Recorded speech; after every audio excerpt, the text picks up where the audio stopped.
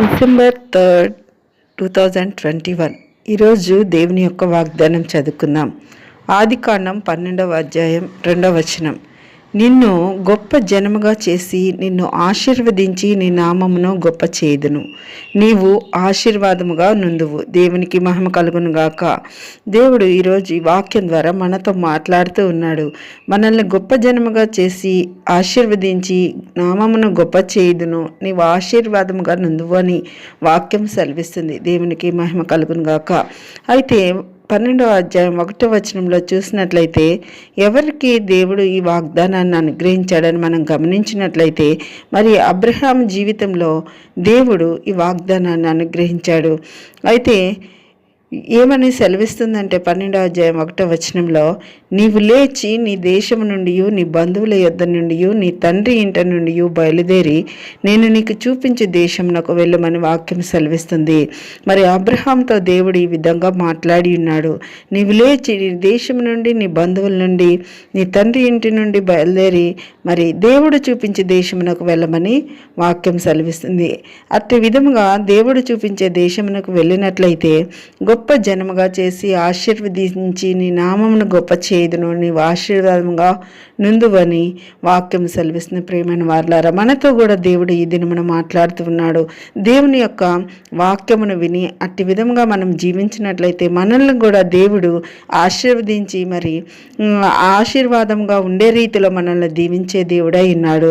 3వ వచనంలో కూడా మనం గమనిస్తే, నిన్ను ఆశీర్వదించి వారిని ఆశీర్వదించెదను, నిన్ను దూషించి వారిని శపించెదను, భూమి యొక్క సమస్త వంశములు నీ యందు ఆశీర్వదించబడిన అబ్రహాంతో అనగా యెహోవా అతనితో చెప్పిన ప్రకారం అబ్రహాము వెళ్ళెను.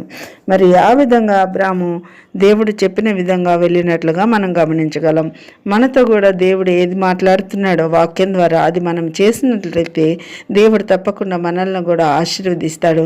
అబ్రహాము దేవునికి విధేయుడిగా ఉండి దేవుడు చెప్పిన విధంగా మరి ఆ దేశాన్ని, ఆ ఊరిని, ఆ తండ్రి ఇంటిని మరి బంధువుల యొద్ద నుండి వెళ్ళి మరి అనేకమైన దీవెనలు పొందుకున్నట్లుగా మనం తర్వాత వాక్య భాగాల్లో చదివినట్లయితే గమనించగలం. అయితే మనల్ని కూడా దేవుడు ఏదైతే చేయమంటున్నాడో అది మనం చేసినట్లయితే దేవుడు మనల్ని కూడా ఆశీర్వదించి అనేకులకు ఆశీర్వాదకారకులుగా మనల్ని దీవిస్తాడు. అంతేకాకుండా భూమి యొక్క సమస్త వంశాలు మరి దీవించబడిన రీతిలో మరి మన కుటుంబాల్లో కూడా మరి మనల్ని దీవెనకరంగా ఉంచుతాడు. అట్టి విధమైన దీవెనలు మనకు మన కుటుంబాలకు అనుగ్రహించబడాలని కోరుకుంటూ ప్రార్థన చేసుకుందాం. మహాపరిశుద్ధుడా, మహోన్నతుడా, నీకు వందనములు, స్తుతులు, స్తోత్రములు తండ్రి. నాయన నీ వాక్యానుసారంగా నాయన నువ్వు చెప్పిన విధంగా మేము జీవించినట్లయితే అబ్రహామును దీవించిన దేవుడు మమ్మల్ని కూడా దీవించే దేవుడుగా ఉన్నావు. అందుని బట్టి నీకు స్తోత్రములు తండ్రి.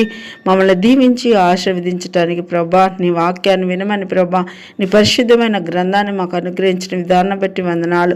నువ్వేదైతే మాతో మాట్లాడుతున్నావో వాటి విధంగా జీవించే కృపలో మమ్మల్ని అందరినీ మా కుటుంబాలను దీవించండి. గడిచిన దినాలన్నీ ప్రభా నీ రెక్కల నీళ్ళ భద్రపరిచిన విధానం బట్టి వందనాలు తండ్రి. మరి ఈ దినమంతా నీ రెక్కల నీళ్ళ మమ్మల్ని దీవించి ఆశీర్వదించి కాపాడి బలపరచమని నీ వాక్యానుసారమైన జీవితాన్ని జీవించి అబ్రహాముకి ఇచ్చినటువంటి ఆశీర్వాదాలు మాకు కూడా అనుగ్రహిస్తారని నమ్ముచు మేము మా కుటుంబాలకు ఆశీర్వాదకరంగా ఉండేటట్లు మమ్మల్ని దీవించమని యేసు సర్వశక్తిగల నామములో ప్రార్థన అడిగి వేడుకొంచున్నాను తండ్రి. Amen. Praise the lord. God bless you.